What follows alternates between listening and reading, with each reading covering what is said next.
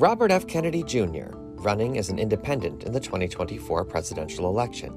From a famous family lineage in American politics, he's got the name recognition. He's also picked his vice presidential running mate and is working toward ballot access in states across the country.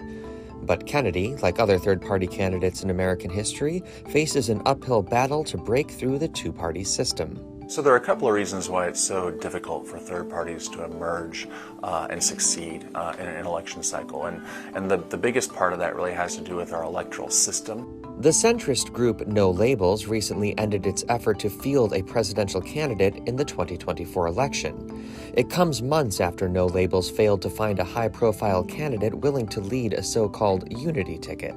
You know, because the Electoral College at the state level is winner take all. And what that means is in a multi-candidate race, so let's say you got 3 candidates, you don't have to win 50% of the vote. You win 34, 35, 36% of the vote, you get 100% of the electoral votes that come with that state. So that was actually part of the reason why, if we could have found the right unity ticket, we did think they had a path to rack up electoral votes in the end. People tend to view voting for a third party as having a spoiler effect. And at this particular moment in history, when polarization is so strong and partisans on each side, or even people who don't necessarily like to think of themselves as partisans, but kind of identify or lean more toward either the left or the right direction, are so afraid of the other party like being in power that they don't want to do anything that they think that might contribute to that.